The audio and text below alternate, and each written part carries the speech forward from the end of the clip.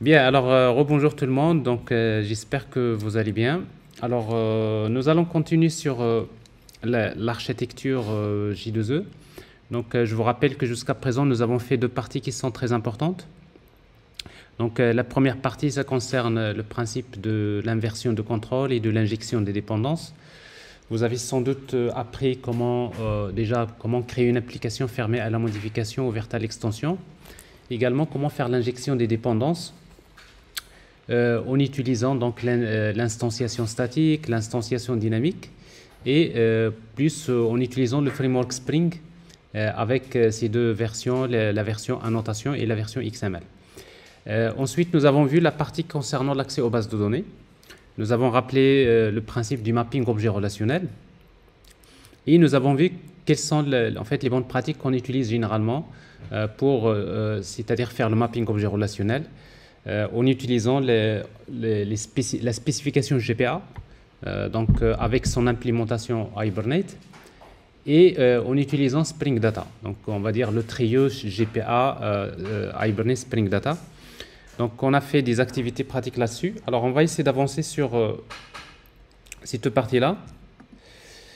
Et nous allons voir cette fois-ci, donc on va s'intéresser à la partie web. Parce qu'en fait, il va falloir développer des applications web.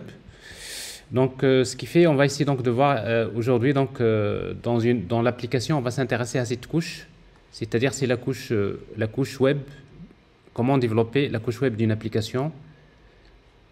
Alors, sachant que je rappelle que, d'une manière générale, une application se compose d'un ensemble de couches. Alors, parmi les couches, il y a la couche métier. Donc la couche métier, c'est la partie dans laquelle généralement on implémente les traitements. Alors tous les traitements, toutes les spécifications fonctionnelles sont développées dans la couche métier. Ensuite, généralement dans la couche métier, nous avons dit on utilise une approche orientée objet. Et si les données sont stockées dans des bases de données relationnelles, donc nous avons besoin de faire le mapping objet relationnel. Et pour faire ce mapping objet relationnel, donc, bien sûr, on utilise une couche DAO dans laquelle on utilise des frameworks comme ce qu'on a vu donc avec les frameworks Spring Data, GPA, Hibernate. Donc on a vu que c'est très simple, c'est pas compliqué de faire l'accès aux données, de faire le mapping objet relationnel. Donc on va avancer sur cette partie-là, donc notamment sur la partie web. Et nous allons voir la même chose, quels sont les concepts de base de la technologie web J2E et quels sont plutôt les frameworks, les bonnes pratiques qu'il faut utiliser. Alors pour développer une application web J2E,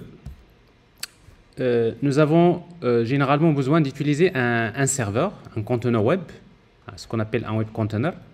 Alors généralement dans la majorité des cas, donc on va utiliser Tomcat. Alors Tomcat, c'est un conteneur web, si vous voulez, c'est le serveur qui va déployer la partie web de notre application.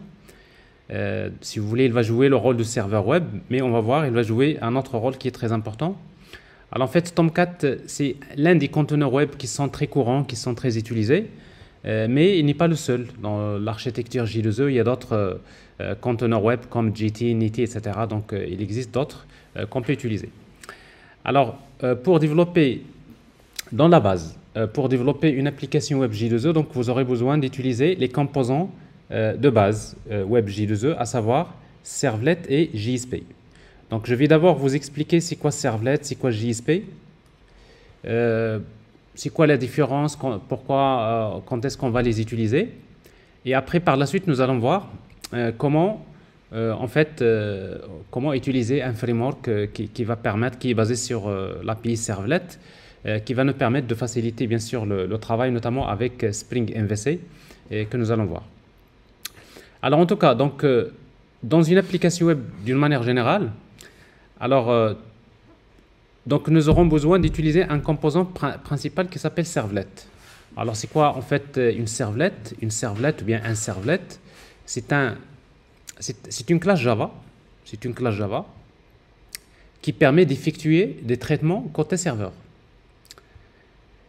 suite à des requêtes HTTP. Ça veut dire quoi?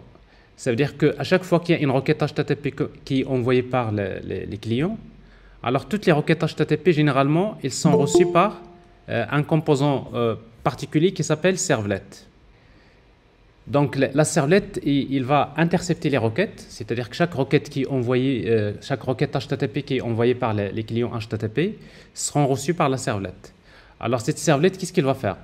Bon, il a besoin de lire les données de la requête, c'est-à-dire les données saisies par l'utilisateur. Alors, pour cela, il utilise un objet qui s'appelle request.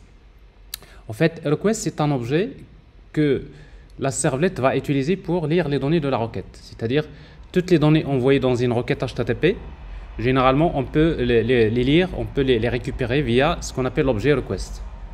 Et après, pour envoyer une réponse, parce qu'à un moment donné, à la fin, il faut envoyer une réponse HTTP vers le client, en principe, une servlet va utiliser ce qu'on appelle un objet response. Donc, vous voyez, donc, request, c'est pour lire les données de la requête, et response, c'est pour envoyer la réponse HTTP. Donc, ça, c'est les deux objets principaux d'une servlet. Alors, généralement, une servlet, à chaque fois qu'il reçoit une requête, qu'est-ce qu'il va faire? Il va effectuer des traitements. Il va déclencher des traitements au niveau de l'application. Alors, généralement, pour effectuer des traitements au niveau de l'application, on fait appel à la couche métier. Parce qu'en fait, généralement, la couche métier, c'est là où on programme tous les traitements de l'application. Et la couche métier va réaliser donc les traitements. Il va retourner des résultats. Il y a des résultats qu'on va récupérer, il y a des données qu'on va récupérer à partir de ces traitements. Alors maintenant, qu'est-ce qui reste?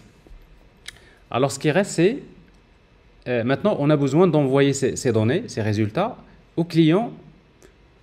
En quel format? Alors, il y a deux types de modèles. Il y a le modèle qu'on appelle le modèle rendu HTML côté serveur. Le rendu HTML côté serveur. Dans ce cas-là, qu'est-ce qui se passe?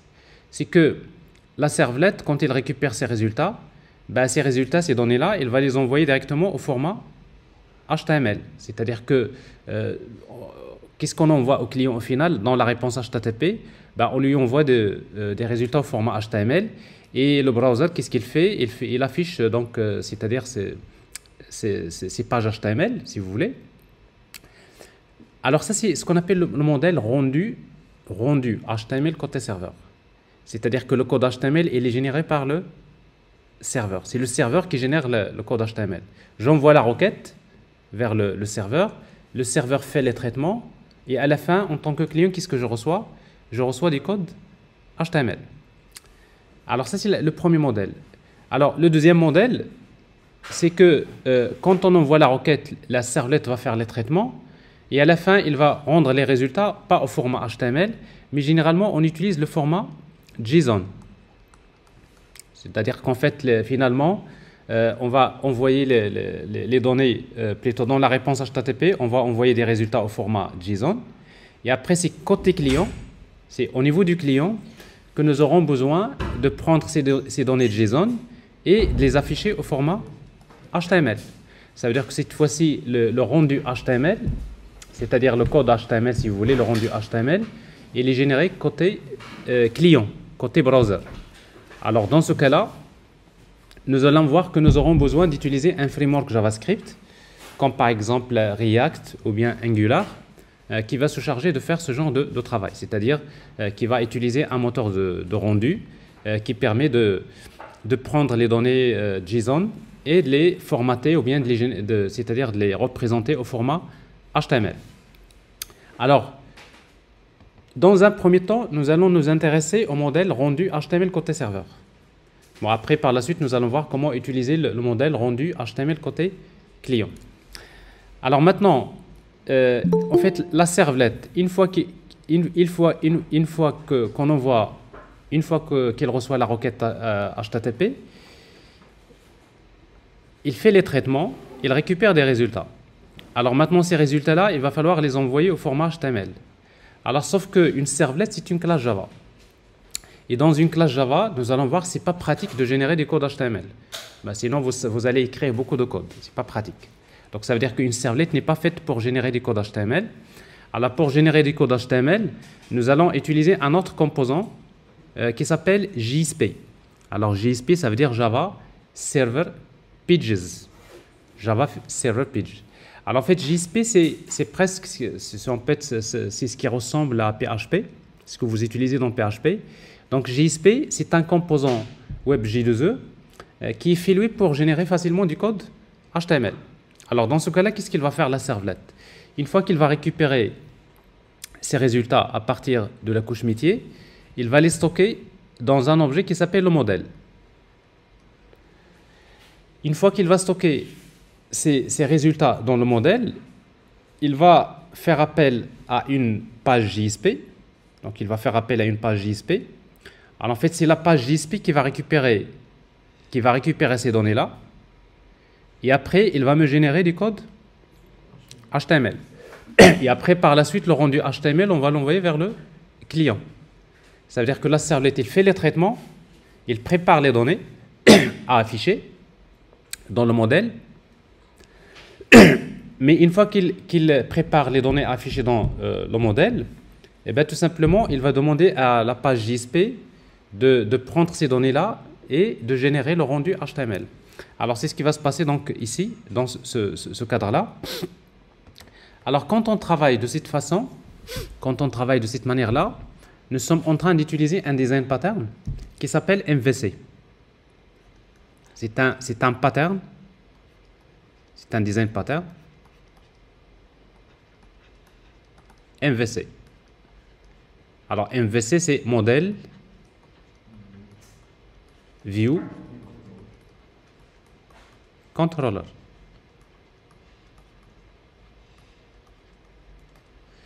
Alors, je vous rappelle un peu comment fonctionne le pattern MVC d'une manière générale. Regardez bien. Vous avez un composant qui s'appelle view, V. Alors, ça, c'est view. Alors, c'est quoi une vue? Une vue, c'est quoi? C'est tout simplement, c'est l'écran qui s'affiche à l'utilisateur. C'est-à-dire, une vue, ça représente un écran.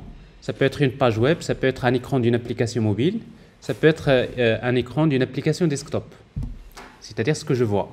Ce que je vois à l'écran, parce que l'utilisateur, il ne voit pas ce qui est derrière. Tout ce qu'il voit, c'est ce qu'on appelle les vues. Chaque écran qui s'affiche à l'utilisateur, c'est ce qu'on appelle une vue. Alors, l'utilisateur, lui, il va saisir les données dans la vue. À un moment donné, il va cliquer sur un bouton, par exemple pour valider des opérations. Et quand on clique sur un lien ou bien un bouton, nous avons besoin de faire des traitements. Alors, pour faire les traitements, qu'est-ce qu'il fait la vue? Il fait appel à un autre composant qui s'appelle le contrôleur, C.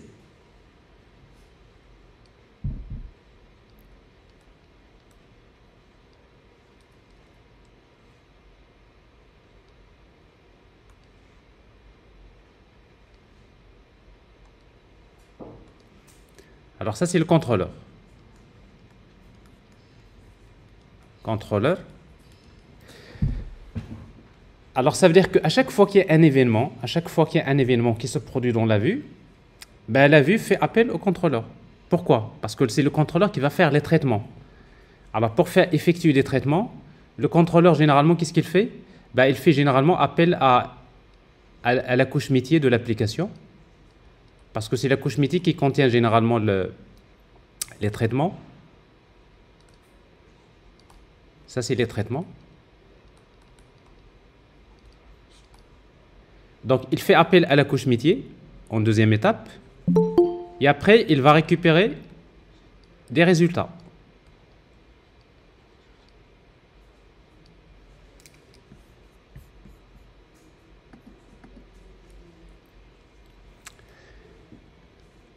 Alors bien sûr, donc, pour le contrôleur, pour effectuer des traitements, on appelle la couche métier pour effectuer les traitements, on récupère les résultats.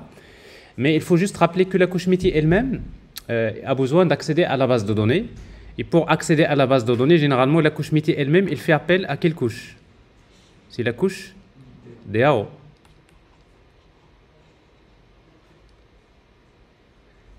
La couche DAO, c'est elle qui est liée à la base de données.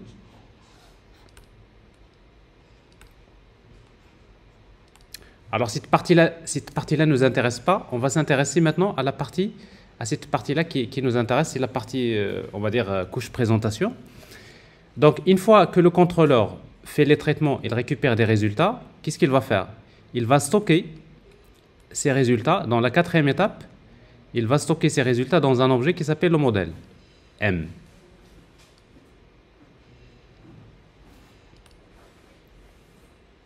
Donc vous voyez donc le contrôleur, qu'est-ce qu'il fait? Il fait les traitements, il déclenche les traitements, il récupère des résultats, et ces résultats, il va les stocker dans un objet qui s'appelle le modèle.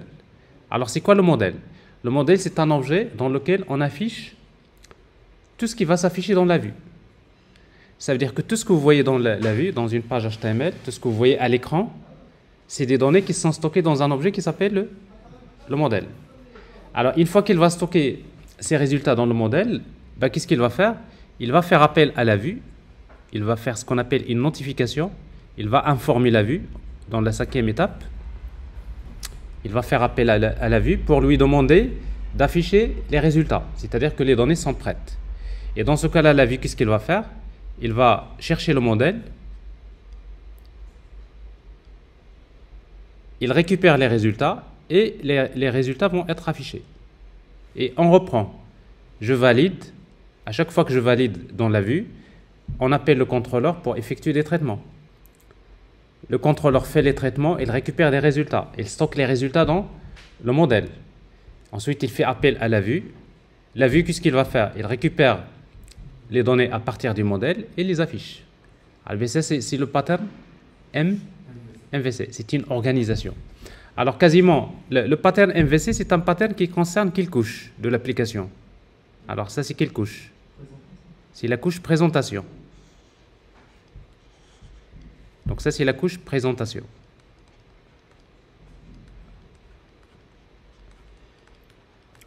C'est-à-dire que le pattern MVC, on peut l'utiliser pour une application web, on peut l'utiliser pour une application mobile, comme ça peut être une application desktop, c'est-à-dire c'est fait pour la partie UI, User Interface. Alors maintenant, quand il s'agit d'une application web, c'est-à-dire quand il s'agit d'une application web, alors pour créer un contrôleur, on utilise un composant qui s'appelle servlet. Donc vous voyez, donc servlet, il va jouer ce qu'on appelle le rôle de contrôleur. C'est quoi le rôle de la servlet? Vous voyez donc, à chaque fois qu'il y a une requête qui arrive de la partie UI, ben on appelle le contrôleur. Donc à chaque fois qu'il y a une requête HTTP, la servlet va recevoir la requête, il va faire les traitements. Vous voyez donc le contrôleur fait appel au traitement, il récupère les résultats. Ensuite, il va stocker les résultats dans le modèle. Et ensuite, il fait appel à la vue. Et c'est quoi la vue? Alors, pour créer une vue, on va utiliser une page JSP. Et la vue, qu'est-ce qu'il va faire? Il va récupérer les données à partir du modèle. Et après, il va afficher, il va générer un rendu HTML qui va être envoyé vers le client. Et après, on va voir ici donc une vue qui s'affiche. N'est-ce pas? Et on reprend. Je clique, j'appelle le contrôleur fait les traitements, je récupère les résultats, je stocke les résultats dans le modèle, je fais appel à la vue va récupérer ces résultats, et après, il va générer le rendu. Bien, est-ce que c'est clair? Alors maintenant, nous allons voir, en fait, on va essayer donc nous allons voir, c'est quoi une servlette? C'est quoi la différence? Comment développer une servlette? C'est quoi une JSP? C'est quoi la différence? Et après, on va essayer donc de voir comment utiliser un framework qui va permettre d'exploiter ces composants. Alors tout ça, c'est le rendu. Alors en fait, un composant, ou bien une servlette, ou bien un servlet, donc vous pouvez l'appeler comme vous voulez. Servlet, c'est quoi? C'est une classe Java. C'est une classe Java dans laquelle on va trouver des méthodes de get, de post. Alors, la méthode de get, c'est quoi? C'est une méthode qui va s'exécuter quand une requête HTTP est envoyée avec la méthode get. C'est-à-dire, quand j'envoie une requête HTTP avec get, la méthode de get va s'exécuter. Et quand j'envoie une requête HTTP avec post, c'est la méthode de post qui va s'exécuter. Alors, vous savez, dans le protocole HTTP, il n'y a pas que les méthodes get et post, il y a également les méthodes put, delete. C'est pour cela que vous allez trouver dans la servlette, vous allez trouver une méthode de put, de delete, etc. Donc, les méthodes doGet de post reçoivent deux paramètres, request et response. Alors, request, c'est quoi? C'est l'objet avec lequel on peut lire, les données de la requête. C'est-à-dire, à chaque fois qu'on envoie une requête, ben, la servlette va utiliser l'objet request pour lire les données de la requête.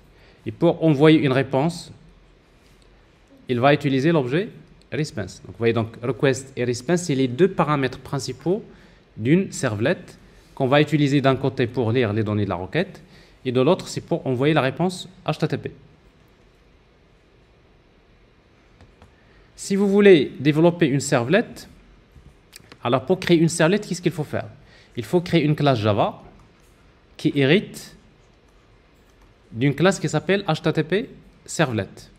Alors vous voyez ici donc une classe contrôleur servlet qui hérite de HTTP Servlet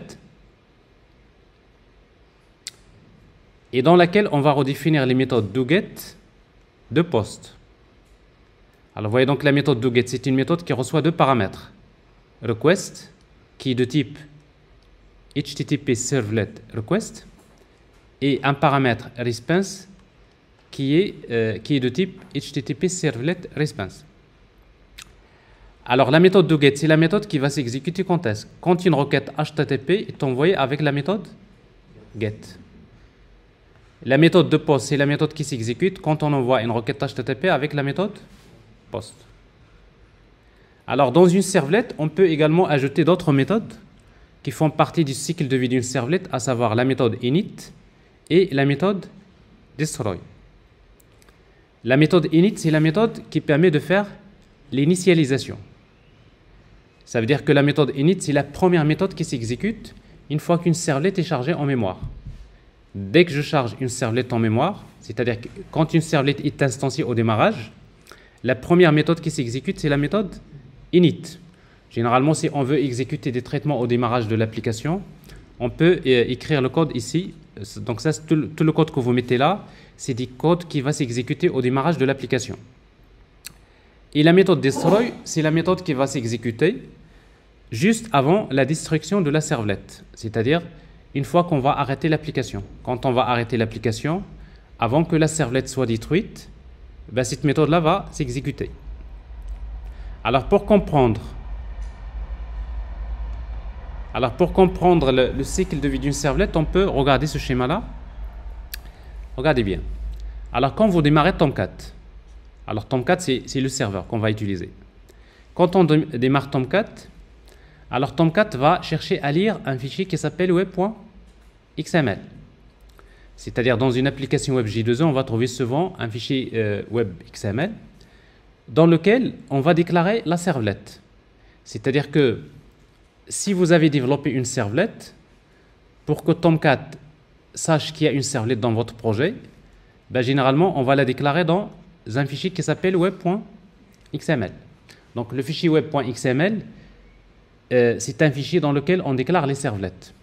Et quand on déclare une servlette dans le fichier web XML, on dit que nous avons déployé la servlette. Déployer une servlette, c'est la déclarer dans le fichier web XML. Alors donc au démarrage, Tomcat va lire le fichier web XML. Une fois qu'il va trouver qu'il y a une servlette dans le fichier web XML, qu'est-ce qu'il va faire? Il va l'instancier. C'est-à-dire Tomcat au démarrage, c'est lui qui va instancier la servlette. Une fois qu'il va l'instancier, il appelle la méthode init. Donc vous voyez donc la méthode init, c'est la méthode qui s'exécute juste après instanciation. La servlette maintenant elle est initialisée, elle est chargée en mémoire, elle attend. Qu'est-ce qu'il attend? Elle attend des requêtes HTTP. Parce qu'une servlette, une fois qu'elle est en mémoire, son rôle c'est quoi? C'est de répondre aux requêtes HTTP. Si un client envoie une requête HTTP par exemple ici, avec la méthode get, ben, qu'est-ce qui reçoit les requêtes HTTP? C'est Tomcat. Alors Tomcat, qu'est-ce qu'il fait? Quand il reçoit une requête HTTP, il fait appel à la servlette. Il appelle une méthode qui s'appelle service. En fait, la méthode service, c'est une méthode que nous avons héritée de la classe HTTP Servlet. Alors la méthode service, qu'est-ce qu'elle fait? C'est très simple. Il va juste regarder la requête HTTP. Si c'est get, il fait appel à la méthode de get. ccpost, il appelle la méthode de post. Alors ici, donc, du moment que j'envoie une requête avec HTTP avec get, ben, c'est la méthode do get qui va s'exécuter. Alors bien sûr, la méthode do get, il peut utiliser l'objet request pour lire les données de la requête, c'est-à-dire toutes les données saisies dans la vue. Généralement, on peut les lire à partir de l'objet request. Et pour envoyer une réponse, on va utiliser l'objet response. C'est-à-dire ici, on va générer un rendu HTML qui va être envoyé vers le client. Ainsi de suite. Si le client envoie une requête avec post, qu'est-ce qui va se passer cette fois-ci? C'est la méthode de post qui va s'exécuter.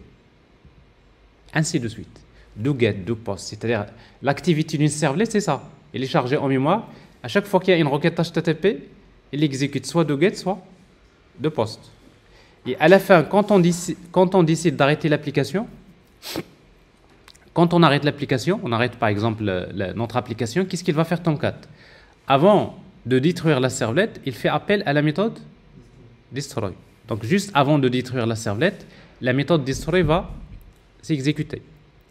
Et une fois que la méthode destroy s'exécute, bah, qu'est-ce qu'il fait Tomcat? Bah, il va détruire la servlette. Alors qu'est-ce qui gère le cycle de vie d'une servlette? C'est Tomcat. C'est-à-dire quoi le cycle de vie? Qu'est-ce qui va instancier la servlette? C'est Tomcat. Qu'est-ce qui appelle la méthode init? C'est Tomcat. Qu'est-ce qui appelle la méthode doGet, de post? C'est Tomcat. Et qu'est-ce qui va appeler la méthode destroy? C'est Tomcat. Qu'est-ce qui va détruire à la fin la servlette? C'est Tomcat. Donc on dit que Tomcat, c'est ce qu'on appelle le moteur de servlette. On l'appelle moteur de servlette. On l'appelle également conteneur de servlette. C'est lui qui gère le cycle de vie d'une servlette. C'est ce qu'on appelle servlet container, ou tout simplement on l'appelle web container, un conteneur web. Donc vous voyez, donc un web container, il va jouer deux rôles. Il va jouer le rôle de serveur HTTP, serveur web, parce que c'est lui qui reçoit les requêtes HTTP. Et le deuxième rôle, c'est quoi? C'est lui qui va gérer le cycle de vie de la servlette. C'est-à-dire c'est lui qui doit savoir est-ce qu'il va appeler la méthode, quelle servlette qu'il va appeler, est-ce qu'il va appeler doGet, ou bien de post, ou bien de put, de delete, etc. Alors ça, c'est ce qu'on appelle le cycle de vie d'une servlette. Alors maintenant, si vous voulez déployer une servlette, parce que nous avons dit que pour développer une servlette, qu'est-ce qu'il faut faire? Pour développer une servlette, il faut créer une classe qui hérite de la classe HTTP servlette. Si vous voulez maintenant déployer une servlette, c'est-à-dire si vous voulez que Tomcat sache qu'il y a une servlette dans votre projet, nous avons dit tout à l'heure, il faut la déclarer dans le fichier web.xml. Alors, qu'est-ce qu'on va déclarer dans le fichier web.xml? Ben, le fichier web.xml, c'est ce que vous voyez ici. Alors, pour déployer une servlette, nous aurons besoin de créer un élément qui s'appelle servlet, à l'intérieur duquel vous avez deux éléments. Servlet name, on peut donner par exemple un nom, par exemple ici CS, et servlet class. Et dans servlet class, on va mettre la classe de la servlet. Par exemple ici, la classe s'appelle controller servlet. Il se trouve dans le package web. Ici, donc, vous avez le package web. Et là, vous avez la classe de la servlet. Donc, Tomcat, généralement, quand il démarre, dès qu'il trouve un élément servlet dans le fichier web XML, qu'est-ce qu'il fait? Il va instancier la servlet. Et ensuite, il appelle la méthode init. Et cette servlet, il va lui donner un nom. C'est quel nom qu'il va lui attribuer? C'est CS. Alors maintenant, qu'est-ce qui reste? Alors ce qui reste, c'est quels sont les URL? Quels sont les URL que je dois utiliser, que je peux utiliser pour faire appel à la servlet? Alors c'est la raison pour laquelle on va ajouter ici un élément servlet mapping. Alors dans servlet mapping, qu'est-ce qu'on va trouver? On va trouver deux éléments, servlet name et URL pattern. Alors dans servlet name, qu'est-ce qu'on va trouver? C'est le nom de la servlet, CS. Et dans URL pattern, on peut mettre ce qu'on veut. Alors si vous mettez par exemple étoile.do. Étoile.do, ça veut dire quoi? Ça veut dire que toutes les URL qui se terminent par .do, ben, Tomcat, il va les envoyer vers CS. Et c'est quoi CS? C'est controller servlet. C'est-à-dire sur votre navigateur, si vous tapez par exemple HTTP localhost / n'importe quoi, cherchez par exemple .do, Ça veut dire que vous envoyez une requête vers la Tomcat. Tomcat, lui, quand il reçoit une requête qui se termine par .do, il va regarder ici. .do, la requête va être liée à quoi? À CS. Donc, automatiquement, Tomcat, il fait appel à contrôleur servlet. Donc, je peux utiliser, ajouter .do, n'importe quoi .do, généralement, c'est-à-dire c'est la servlet qui va être appelée. Alors, bien sûr, je ne suis pas obligé de mettre .do. Je peux mettre étoile, je peux mettre /étoile. Ça veut dire quoi /étoile? Ça veut dire toutes les requêtes. N'importe quelle requête, il va passer via la servlet. Je peux mettre autre chose, je peux mettre /controller. Donc ça, c'est ce qu'on appelle les URL patterns. Alors, pour déployer une servlet, nous avons vu maintenant qu'on peut la déclarer dans un fichier qui s'appelle web.xml. Alors, le fichier web.xml, c'est ce qu'on appelle le descripteur de déploiement de servlet. Mais il existe une autre solution pour déployer une servlet. Donc, si vous voulez déployer une servlet, on peut utiliser le fichier web XML ou bien on peut utiliser la notation web servlet. Ça, c'est la deuxième solution. Alors, pour utiliser la notation servlet, il suffit de créer une servlet, par exemple ici, contrôleur servlet extend HTTP servlet, et dans laquelle je vais utiliser la notation web servlet, et dans laquelle je spécifie name, le nom de la servlet, ici, et URL pattern, je peux mettre les URL que je veux, /hello, étoile.do. Ça veut dire que pour faire appel à cette servlet, je peux utiliser soit /hello, soit étoile. N'importe quoi .do. Alors, vous voyez donc le fait d'utiliser ici la notation web servlet, ça remplace le fichier web XML. C'est-à-dire, vous avez deux solutions. Soit la déclarer dans le fichier web XML, soit utiliser la notation web servlet. Donc, il faut savoir répondre à cette question. Comment déployer une servlet? Comment déployer une servlet? Pour déployer une servlet, nous avons deux solutions. Soit la déclarer dans le fichier web XML, soit utiliser la notation web servlet. Donc, vous voyez donc dans l'architecture J2E, on va souvent parler de deux choses. Développer et déployer. Vous voyez donc développer, c'est quoi? Développer une servlet, c'est créer une classe qui hérite de la classe HTTP servlet. Déployer une servlet, vous avez deux solutions. Soit vous utilisez la notation web servlet, ou bien vous la déclarez dans le fichier web.xml. Déployer une servlet, ça veut dire quoi? C'est-à-dire, pour que Tomcat sache qu'il y a une servlet dans votre projet, ben, il faut la déployer. Bon, c'est-à-dire, si vous ne l'avez pas déclarée dans le fichier web XML, et si vous n'avez pas utilisé la notation web servlet, ben, Tomcat, pour lui, cette servlet n'existe pas. Est-ce que c'est clair?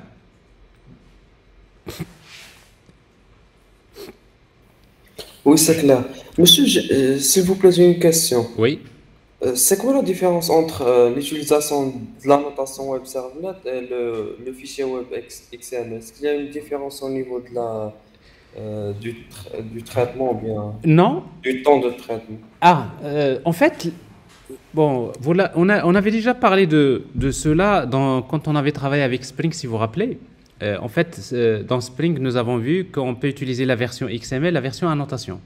Alors, tous les frameworks, d'une manière générale, dans Java, vous avez les deux versions. Donc, soit la version XML ou bien version annotation.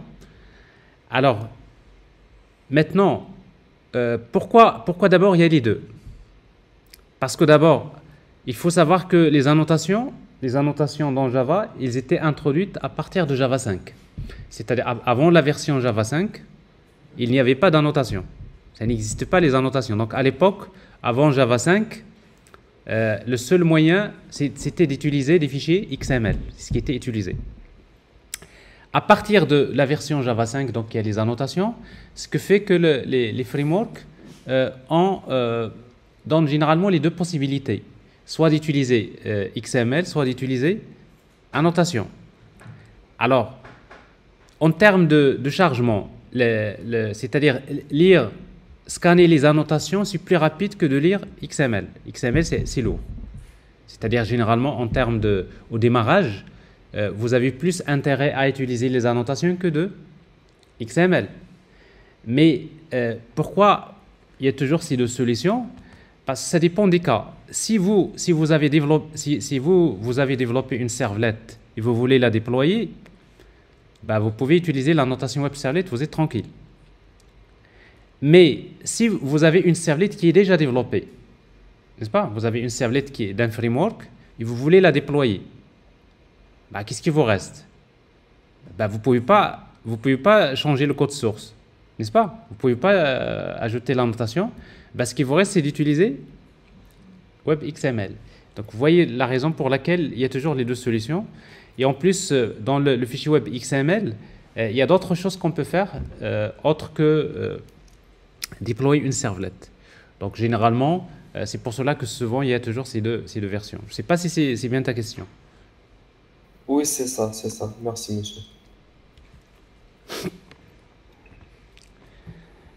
Monsieur, Oui, par exemple, la déclaration de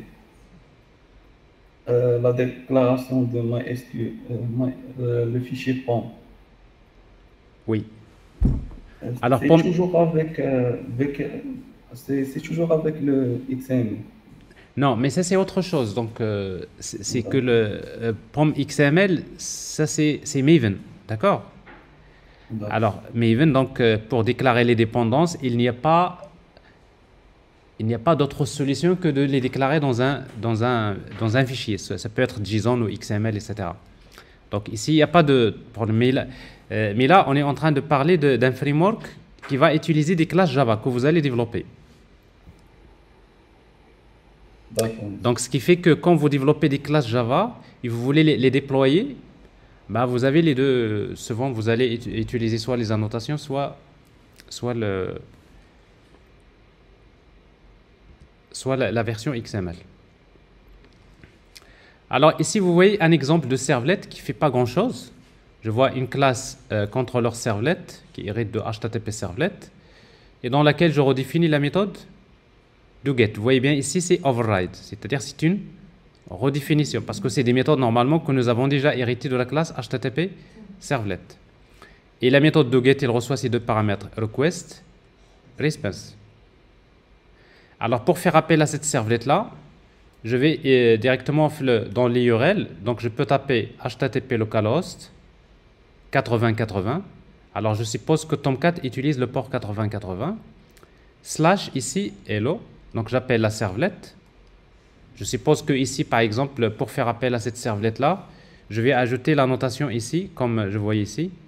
J'ai cette annotation URL pattern égale / hello. Donc, quand je mets / hello, ça veut dire que je vais appeler cette servlette. Et après, je peux lui envoyer des paramètres. Ici, donc, quel paramètre? Donc, name égale, par exemple, Mohamed. Donc, j'envoie un paramètre, une donnée. Donc, quand j'envoie cette requête-là, qu'est-ce qui va se passer? Ce qui va se passer quand je valide, j'envoie cette requête, ben, c'est la méthode doGet qui va s'exécuter. Donc, quand je valide, c'est automatiquement, j'envoie une requête vers le serveur. Et Tomcat, lui, qu'est-ce qu'il va faire? À la fin, il va exécuter cette méthode. Pourquoi? Parce que la requête est envoyée avec quelle méthode? Get. Donc, quand j'envoie une requête HTTP avec get, la méthode doGet va s'exécuter.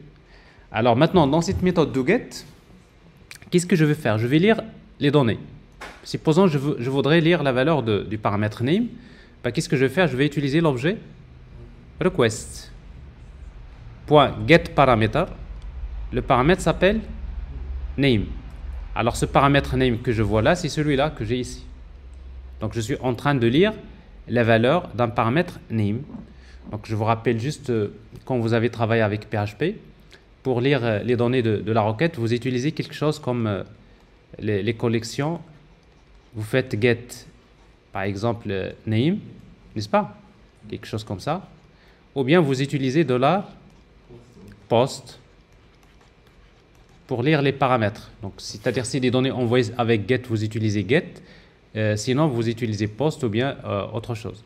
Alors, ça, c'est dans ce que vous avez fait dans PHP. Alors, dans une servlette, pour lire les données envoyées soit avec get ou bien post, bah, on utilise tout simplement l'objet request.getParameter. Donc, c'est-à-dire que ce soit une requête avec get ou bien avec post, toutes les données que vous avez saisies souvent dans un formulaire, on peut les récupérer en utilisant la méthode get, paramètre de l'objet request. Alors maintenant, qu'est-ce que je vais faire? Supposons que je voudrais générer une réponse au format HTML à partir de notre servlet. Ben, nous allons voir ici que ce n'est pas pratique. Pour générer du code HTML au niveau de la servlet, ben, je vais utiliser l'objet request pour créer un objet qui s'appelle printWriter, c'est l'objet out. Alors ensuite, on va commencer à envoyer une réponse HTTP. J'envoie une réponse HTTP dans le corps contient du code HTML. Et pour cela, donc, à chaque fois, je dois écrire quelque chose comme ça. Out.println, bon, la balise HTML, head, title, etc., body, H3. J'écris en fait ici le message hello, plus name. Donc, c'est pas parce que j'ai besoin d'afficher la valeur de la variable name ici. Slash body, slash HTML. Alors, si vous regardez ce code-là, vous allez dire ça c'est compliqué, n'est-ce pas?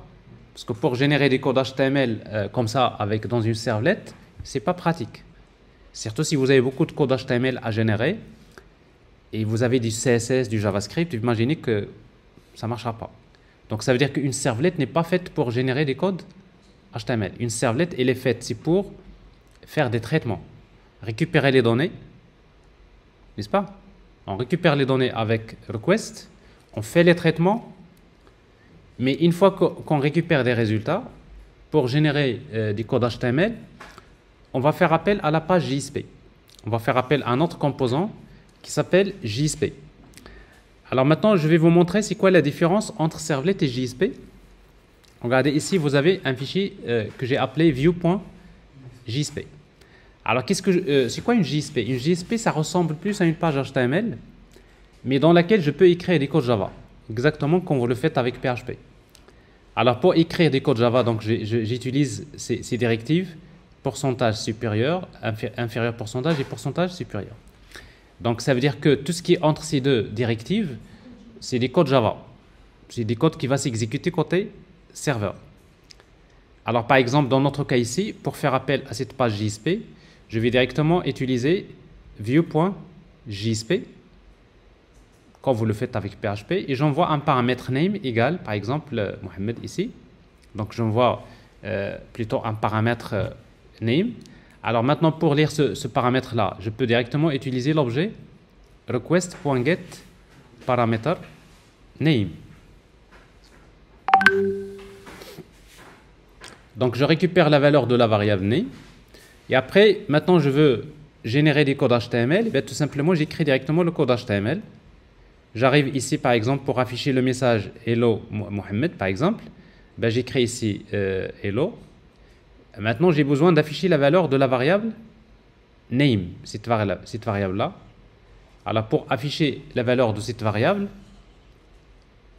et bien, tout simplement, je vais utiliser inférieur pourcentage égal. Alors, le fait d'utiliser ici égal, ça veut dire c'est comme si vous mettez out.println. Alors, au lieu de faire out.println, on va utiliser égal. Donc ici, j'affiche la valeur de la variable name. Donc si j'appelle cette page JSP, il va me donner le même résultat. Il va me donner le même résultat que la servlette. Vous voyez donc ce que vous voyez à gauche, c'est une servlette. Ce que vous voyez à droite ici, c'est une page JSP. Tout ce qu'on peut faire avec une servlette, on peut le faire avec JSP. Et tout ce qu'on peut faire avec JSP, on peut le faire avec servlet. Alors maintenant, qu'est-ce qu'on va utiliser? JSP servlet. Alors, c'est quoi la différence? La différence, c'est la forme. Donc, on peut dire qu'une servlet, c'est quoi? C'est une classe Java, à l'intérieur de laquelle, c'est une classe Java, vous voyez, c'est une classe Java, à l'intérieur de laquelle je peux générer des codes HTML. Et une JSP, c'est l'inverse. C'est une page HTML à l'intérieur de laquelle je peux écrire des codes Java. Donc, ça veut dire que si vous avez beaucoup de code Java à écrire, il vaudrait mieux utiliser une servlette. Et si vous avez beaucoup de code HTML à générer, il vaudrait mieux utiliser une page JSP. Mais dans la pratique, on va utiliser les deux. Quand on utilise le pattern MVC, si vous vous rappelez, on va utiliser servlet pour jouer le rôle du contrôleur et on va utiliser les pages JSP pour jouer les rôles des views, n'est-ce pas? Alors ça, c'est la différence. Il faut noter également une chose qui est très importante, c'est que quand vous faites appel à une page JSP la première fois, quand vous appelez la page JSP, par exemple, ici view.jsp, quand vous l'appelez la première fois, qu'est-ce qu'il fait Tomcat? Tomcat, il convertit la JSP en servlet. C'est-à-dire, même si vous créez une page JSP, quand vous l'appelez, Tomcat, il est obligé de la convertir en servlet. Ça veut dire qu'une page JSP, c'est également une servlet. Il n'y a pas de différence. Pour Tomcat, pour lui, Tomcat, le plus important, c'est servlet. C'est même si vous créez une page JSP, Tomcat, il va la convertir en servlet. Donc, là, pour le développeur, la différence entre servlet et JSP, c'est juste la forme. Est-ce que c'est clair?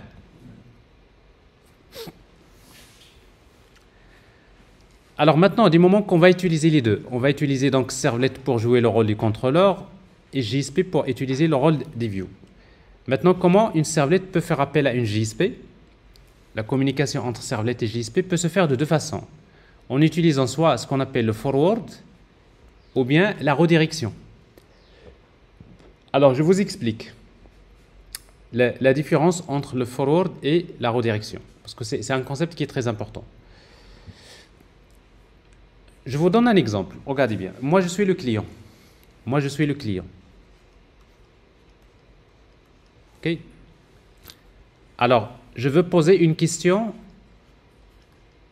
Je pose une question à, par exemple, le prénom Zakaria. Alors, j'ai ici Zakaria.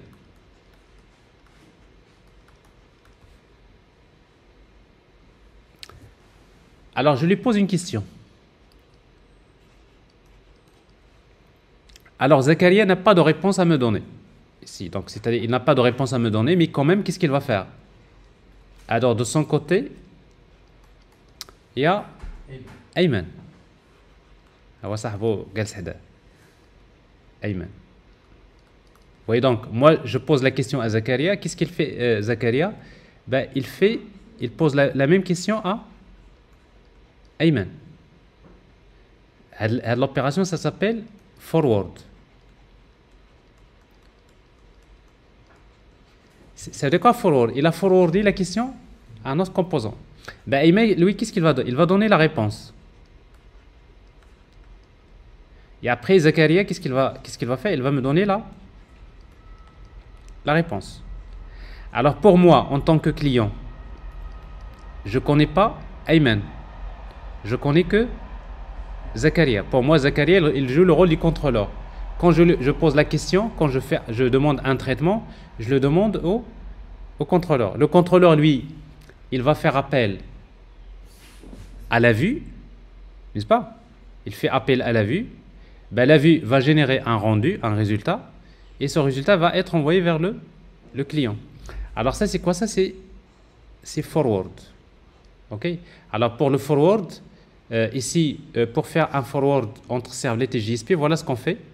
Dans une servlet, pour faire appel à la JSP, j'utilise l'objet request.getRequestDispatcher et je fais appel à view.jsp.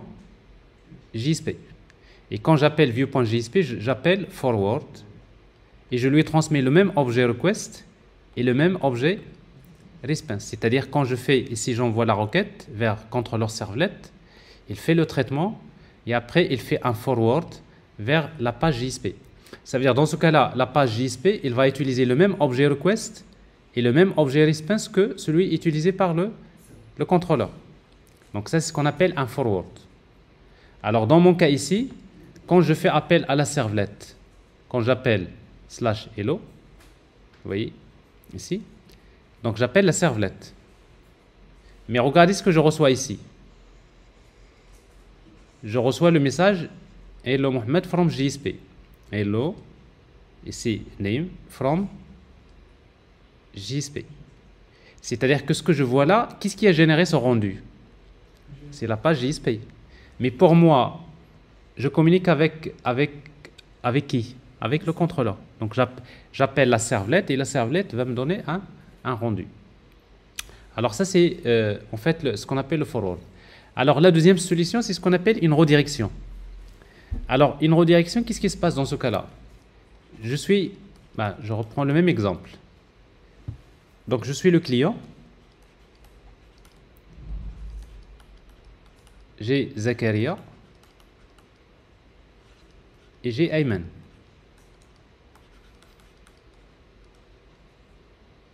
Alors je vais les décaler cette fois-ci.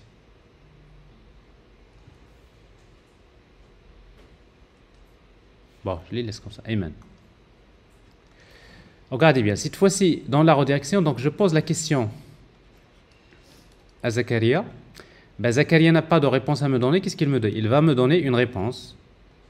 Il va me donner, par exemple, le numéro de téléphone de Ayman. Donc, vous voyez, donc je pose la question à Zakaria. Qu'est-ce qu'il me donne? Le numéro de téléphone de Ayman. Une fois que je reçois le numéro de téléphone de Ayman, moi, qu'est-ce que je fais? Je pose la question à Ayman, la même question, et Ayman va me donner la réponse. C'est quoi? C'est ce qu'on appelle une redirection. Donc vous voyez, donc Zakaria m'a redirigé vers Ayman. Donc dans la redirection, qu'est-ce qu'il y a? Il y a deux requêtes, deux questions. Alors c'est ce qui se passe ici. J'envoie une requête vers le contrôleur, servlet. Ici, vous avez response.send redirect. Il me redirige vers view.jsp. Et quand ça veut dire quoi, redirect? Ça veut dire qu'il envoie une réponse HTTP. Généralement, on envoie une réponse HTTP dans laquelle vous avez un status code égal 302. Alors, c'est-à-dire, vous savez, quand vous avez une réponse HTTP qui utilise le code 302, ça veut dire quoi? C'est une redirection. Donc, il envoie une réponse HTTP avec 302 et avec le header qui s'appelle location. Et location, ça va être quoi? C'est view.jsp. Ça veut dire que le browser, dès qu'il reçoit une réponse avec le status code égal 302, automatiquement, il envoie la requête vers la page qui se trouve dans location. Donc, il fait appel à la vue. La vue va faire le traitement. Il me donne un résultat. Alors, c'est quoi ça? C'est une redirection. Alors, vous voyez, donc, dans la pratique, on va beaucoup utiliser donc, le forward dans les applications pour faire la communication entre servlet et JSP. Mais parfois, on a besoin de faire une redirection. Quand on veut passer, par exemple, d'une action vers une autre, parfois, c'est plus pratique de faire une redirection. Alors, comment vous allez faire la différence? Regardez ici.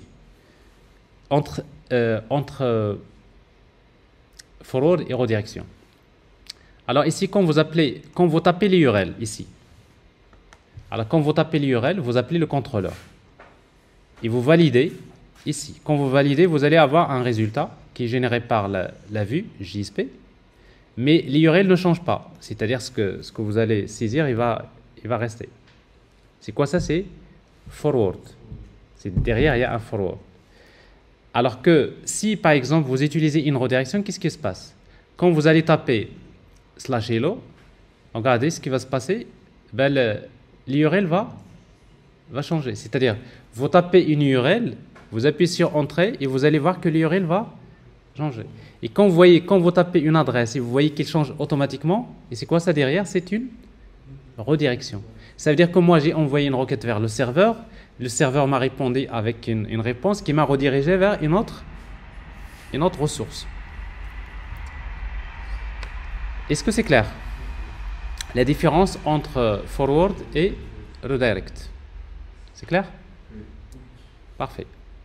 Alors maintenant, donc ce qu'on vient de montrer, c'est les concepts de base. C'est-à-dire, pour développer normalement des applications web J2E, vous avez les composants de base, servlet et JSP. On peut développer une application web J2E en utilisant servlet JSP. Si vous voulez faire ce qu'on appelle le développement natif, n'est-ce pas? Mais dans la pratique maintenant, c'est-à-dire vous allez passer en entreprise. Dans la pratique, vous n'aurez pas besoin de développer ni de servlet ni de JSP dans la réalité. Alors pourquoi? Parce qu'il faut utiliser un framework. Parce que si vous n'utilisez pas de framework, vous allez passer beaucoup de temps à écrire du code, exactement comme on a vu avec GPA, avec Spring Data, etc. N'est-ce pas? Donc nous avons besoin d'utiliser un framework pour développer des applications Web J2E. Alors dans notre cas, nous allons utiliser Spring MVC. Donc Spring MVC, c'est un module qui fait partie de Spring et qui permet de créer des applications Web J2E. Alors Spring MVC n'est pas le seul framework qui est utilisé, c'est-à-dire pour développer des applications Web J2E. Il y en a d'autres comme GSF, Java Server Faces. Bon, il y avait des anciens qui s'appelaient Struts à l'époque. Bon, ça n'existe plus. Mais tout ça, c'est des frameworks qui sont rarement maintenant utilisés. Alors, dans la majorité des cas, c'est plutôt Spring MVC qui va être utilisé. Et surtout si vous travaillez avec Spring, c'est un bon argument pour utiliser Spring MVC. Alors, si vous travaillez avec Spring MVC, qu'est-ce qui se passe? Regardez bien. Si vous travaillez avec Spring MVC, Spring, il va vous donner une servlet qui fait déjà beaucoup de choses pour votre application qui s'appelle Dispatcher Servlet. Dispatcher Servlet, il va jouer ce qu'on appelle le rôle d'un contrôleur frontal, front controller. Ça veut dire que toutes les requêtes HTTP qui sont envoyées, ils vont être interceptées par Dispatcher Servlet. Et qu'est-ce qu'il va faire Dispatcher Servlet? Bon, tout ça c'est Spring, hein? Spring MVC. Donc Dispatcher Servlet, qu'est-ce qu'il fait? Chaque requête que vous envoyez, Spring MVC, il va faire appel à une méthode. Il fait appel à une méthode qui se trouve dans une classe qui s'appelle le contrôleur. En fait, le contrôleur, en réalité, ce qu'on appelle un sous-contrôleur, si vous voulez. Parce qu'en fait, le contrôleur principal, c'est Dispatcher Servlet. Donc, à chaque fois que j'envoie une requête vers Dispatcher Servlet, qu'est-ce qu'il fait? Il fait appel à une méthode qui se trouve dans le contrôleur. Par exemple, quand je vais taper http localhost /action1, qu'est-ce qu'il fait Dispatcher Servlet? Il fait appel à la méthode action1. Quand je vais taper http localhost /action2, il fait appel à la méthode action2. Ça veut dire finalement, dans mon cas, les traitements à faire pour effectuer les traitements côté serveur, je vais créer une simple classe dans laquelle je mets des méthodes, dans lesquelles j'ai créé des traitements. Alors, qu'est-ce qu'il fait le contrôleur? En principe, il va faire appel à la couche métier, il récupère des résultats. Ensuite, on va stocker le résultat dans le modèle. Ensuite, on va retourner la vue. Donc, vous voyez, donc, le contrôleur, il va retourner le nom de la vue à Dispatcher Servlet. Et Dispatcher Servlet, lui, qu'est-ce qu'il fait? Il fait appel à la vue. La vue va récupérer les résultats à partir du modèle. Et après, il va générer un rendu HTML qui va être envoyé vers le browser. Donc, c'est-à-dire, on reste dans la même logique. C'est MVC. Sauf que cette fois-ci, je n'aurai plus besoin de créer de servlet. Pourquoi? Parce que la servlet existe déjà. Et cette servlet, c'est Dispatcher Servlet. Donc, moi, qu'est-ce que je vais développer? Je vais développer que des contrôleurs, n'est-ce pas? Je crée un contrôleur et je crée des vues. Alors maintenant, pour créer des views, je peux utiliser JSP. Mais JSP, c'est pas bon. Quand vous utilisez un framework, il y a mieux que JSP. On va utiliser ce qu'on appelle des moteurs de template.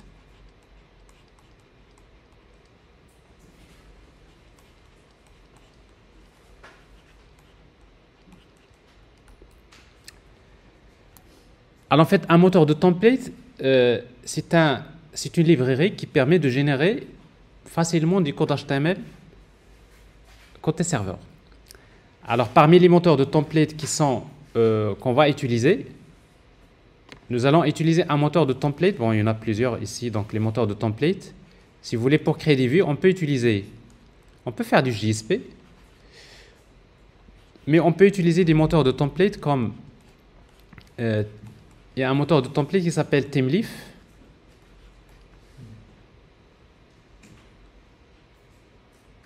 Il y en a d'autres comme FreeMaker, Groovy Template, etc. Donc, c'est pas ce qui manque. Alors, tous les gens qui travaillent avec des frameworks, par exemple, ceux qui travaillent avec des frameworks comme Symfony, par exemple, et utilisent un moteur de template qui s'appelle Twig. Twig, c'est un moteur de template.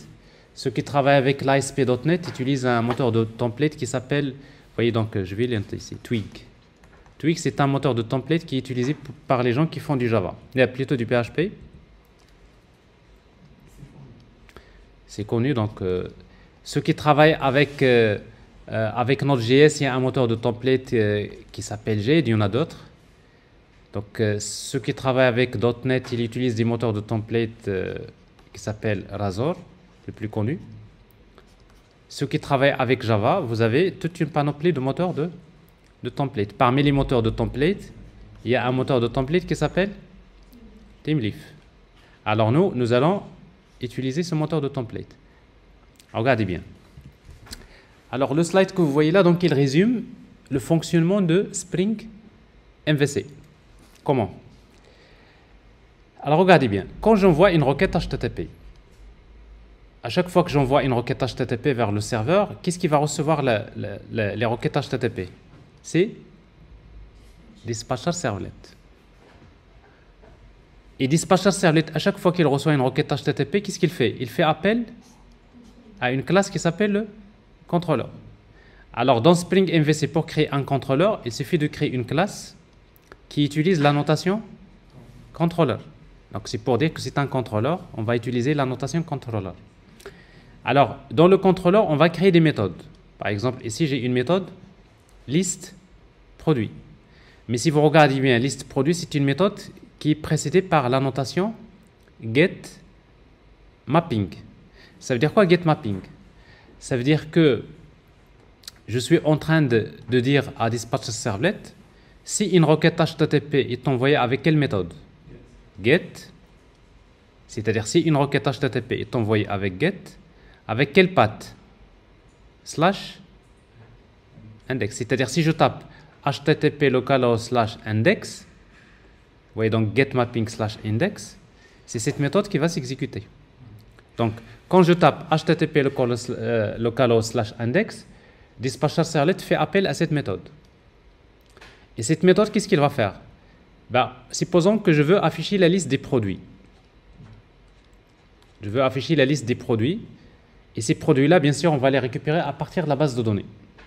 Et on sait très bien que pour aller vers la base de données, nous aurons besoin de créer une interface avec Spring Data qu'on a vu la dernière fois. Supposons que vous avez une interface qui s'appelle Produit Repository.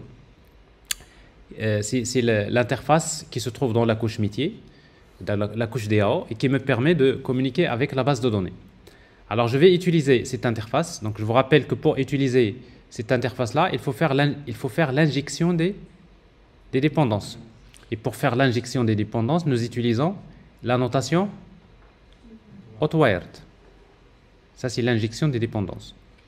Alors ici, donc, quand j'envoie la requête, la méthode listProduit va s'exécuter.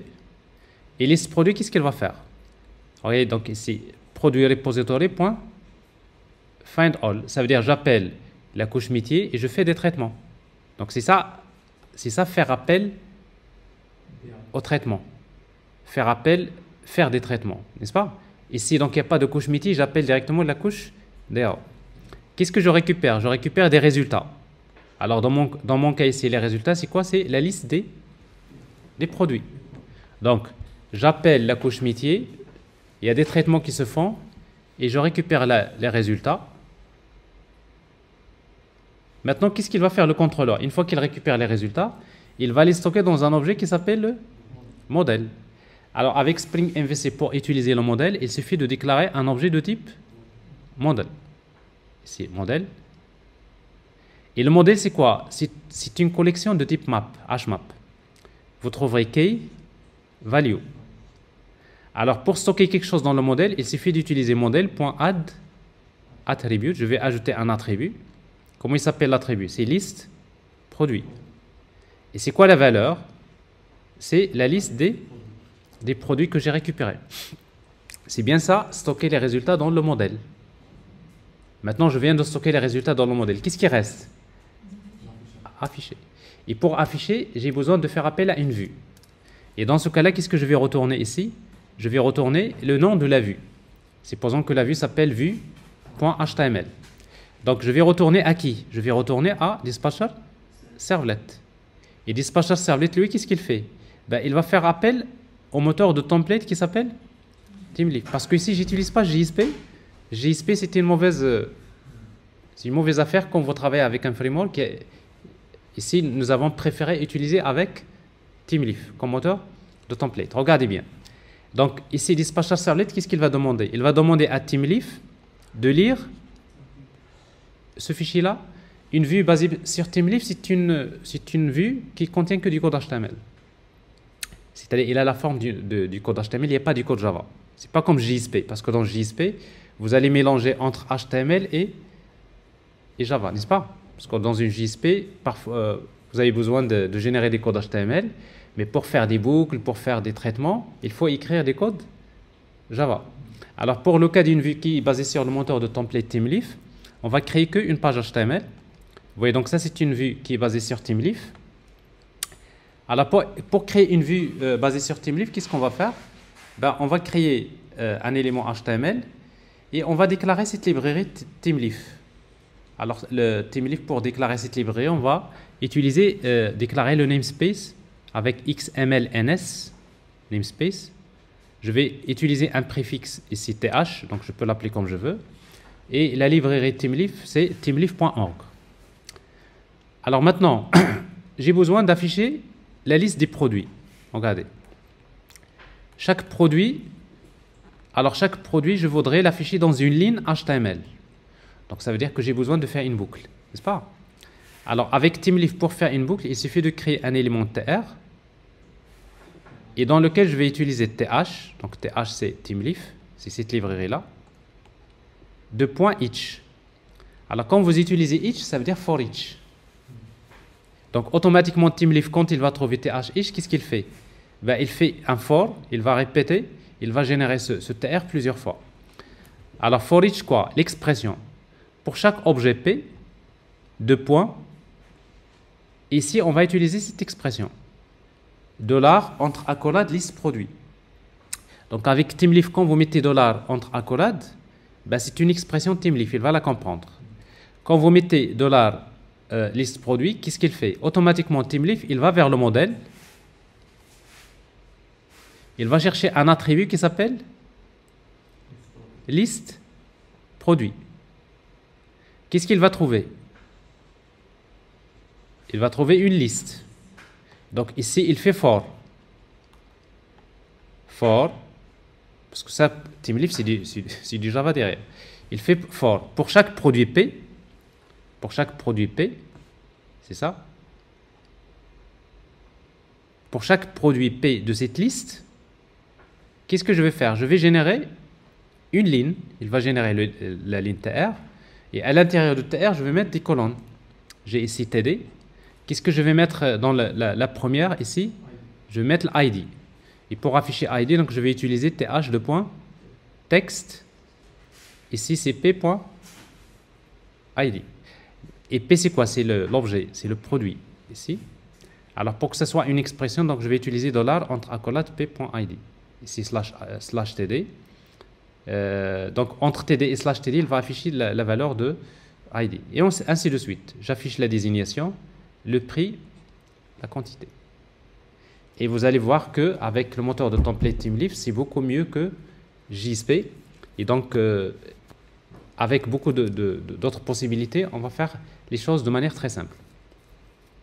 Alors, ce que vous voyez là dans ce slide, c'est l'architecture de Spring MVC. Maintenant, pour développer des applications web J2E, voilà ce qu'on va faire. On va créer ce contrôleur et on va créer cette vue. Mais servlet, est-ce que j'ai créé une servlette? Non. Parce que là, j'utilise une servlette qui est fournie par le framework. Et pour les vues, est-ce que j'ai utilisé JSP? Non. J'ai utilisé une vue qui est basée sur TeamLeaf. Mais TeamLeaf, ce n'est pas le seul moteur de template. J'aurais pu utiliser un autre. C'est ça, en fait, le point fort de Spring MVC. Spring MVC, il ne vous oblige pas à utiliser un moteur de template. Ben, il vous dit, c'est à vous de choisir. Supposons vous avez l'habitude de travailler avec FreeMaker, ou bien vous avez l'habitude de travailler avec Twig, dans PHP. Et après, vous trouverez une implémentation Java qui a la même syntaxe. Donc, il vous préfère utiliser cette implémentation, vous l'utilisez. Donc, ce qui fait qu'avec Spring MVC, au niveau de ce qu'on appelle des résolveurs de vue, ils ne vous imposent pas. Ce n'est pas comme les autres frameworks. Dès que vous les utilisez, généralement, ils vont... Par exemple, si vous travaillez avec GSF, ben vous êtes obligé d'utiliser le moteur de rendu GSF. C'est-à-dire que vous ne pouvez pas changer. Donc, c'est pour cela que Spring MVC est resté souvent le plus utilisé par les entreprises. D'autant plus que Spring, maintenant, depuis longtemps, Spring s'impose dans les architectures des applications. Donc, il faut en profiter donc, pour créer aussi la partie, bien sûr, web. Est-ce que c'est clair? Alors, après, je vais faire une démonstration pour vous résumer ça. Maintenant, ce que vous voyez là, c'est quoi ça? C'est le rendu HTML côté serveur. C'est-à-dire le client envoie une requête HTTP et à la fin, qu'est-ce que je reçois? C'est du code HTML. Alors, pour générer du rendu HTML côté serveur, j'ai besoin d'utiliser un moteur de template côté serveur. Dans notre cas ici, nous avons utilisé TeamLeaf. Alors maintenant, si vous travaillez avec le rendu HTML côté client, regardez la différence. Dans le rendu HTML côté client, cette fois-ci, qu'est-ce qui va changer? C'est que notre contrôleur va devenir ce qu'on appelle un REST controller. Et bien le contrôleur, il va devenir un web service RESTful. Donc vous voyez ici REST controller au lieu de controller. Le reste, c'est la même chose. Sauf que ici, qu'est-ce que j'ai ici? La méthode list produit. Quand est-ce qu'elle va s'exécuter? Quand on envoie une requête HTTP avec la méthode get, avec quel path? / produit. Qu'est-ce que je vais faire? Je vais appeler find all pour récupérer la liste des produits. Ici, il n'y a pas de TeamLeaf. Je n'ai pas besoin d'utiliser TeamLeaf parce qu'en fait, le rendu HTML n'est pas généré côté. Je n'ai pas besoin de JSP. Je n'ai pas besoin de générer des codes HTML côté serveur. Donc, ce qui fait, qu'est-ce que je vais faire? Je vais retourner directement le résultat. Et quand je retourne le résultat à Dispatcher Servlet, qu'est-ce qu'il fait? Il va prendre cette liste, il fait ce qu'on appelle la sérialisation de JSON. Donc, il prend la liste, il va la sérialiser au format JSON. Et ça veut dire que le client, il va recevoir les données au format JSON. Alors maintenant, pour afficher ces données-là JSON au format HTML, ben, comment on va le faire? Maintenant, il nous faut un moteur de rendu, mais côté client. Alors, c'est là où vous avez besoin d'utiliser des frameworks comme Angular, React, Vue. Donc, forcément, on a besoin d'utiliser un framework JavaScript qui va se charger de générer le rendu HTML côté client.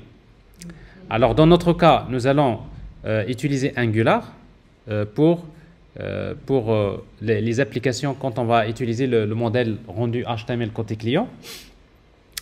Donc, ça veut dire que les gens qui travaillent avec Angular, ben, c'est-à-dire finalement notre moteur de template que nous avons utilisé ici, cette partie-là, il va venir ici.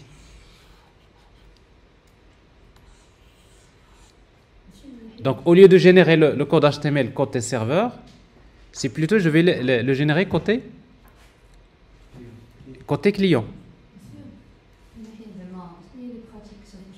Alors, j'y arrive. Donc, déjà, il faut comprendre un peu les deux.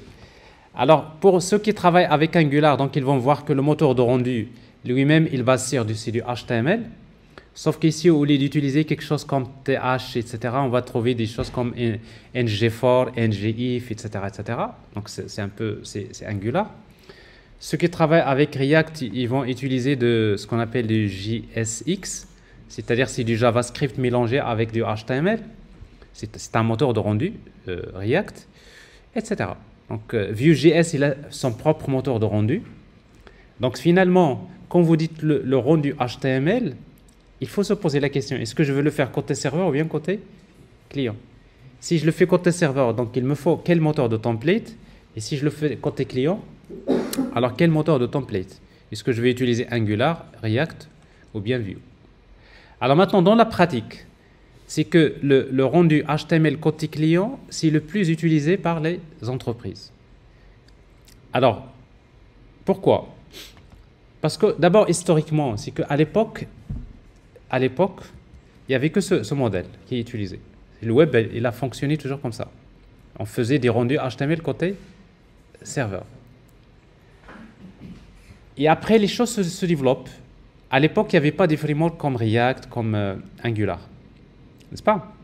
Donc, il fallait attendre beaucoup de temps pour que les frameworks Angular, React soient créés pour donner une facilité pour générer des rendus HTML côté client. Donc, ce qui fait que finalement, dans la pratique, il est plus intéressant d'utiliser un rendu HTML côté client que d'utiliser un rendu HTML côté serveur. Et vous allez voir par la suite, c'est très pratique. D'abord, c'est pour séparer le back-end et le front-end. Ici, maintenant, si vous travaillez comme ça, celui qui va travailler le back-end, son travail, regardez ce qu'il fait, il crée des contrôleurs, des web services. Ça veut dire que celui qui fait du back-end, lui, tout ce qui est HTML, etc., il s'en fout. Oui, il va vous retourner des données en format JSON, il va retourner des données en format XML, ça dépend. Mais après, c'est le développeur front-end qui va se charger d'écrire des codes de JavaScript qui envoient des requêtes HTTP vers le contrôleur, le web service, et de récupérer les données de JSON et après de les afficher. Et après, nous allons voir que c'est beaucoup plus pratique. Pourquoi? Parce que parfois, dans le rendu HTML côté client, en fait, déjà, dans le rendu HTML côté serveur, il y a un inconvénient majeur. C'est quoi? C'est qu'à chaque fois que je clique sur, par exemple, pour passer d'une page à l'autre, ou bien je clique sur un bouton supprimer. Pour supprimer, par exemple, une ligne. Supposons vous cliquez, vous voulez supprimer cette ligne. Vous cliquez dessus, qu'est-ce qui se passe? On envoie une requête /delete. Ça veut dire dans le contrôleur, je vais avoir une méthode delete qui va supprimer. Qu'est-ce qu'il va faire cette méthode? Il va utiliser produit repository.delete, il supprime. Et quand il va supprimer, il va encore faire find all, il va encore récupérer les données. Et à nouveau, il va générer le rendu HTML. Ça veut dire que quand je supprime, c'est toute la page qui va être régénérée côté serveur. À chaque fois que je clique, le serveur, il régénère la totalité de la page. Or, quand je supprime, est-ce que j'ai besoin de réafficher tout ça? Non. Quand je supprime, une fois que j'envoie la requête, je supprime. Une fois que je reçois la réponse OK, alors je peux directement, si je travaille avec un rendu HTML côté client, qu'est-ce que je vais faire? Je clique, j'envoie la requête pour faire delete. Il va me dire OK, c'est supprimé. Et avec JavaScript, je supprime cette ligne.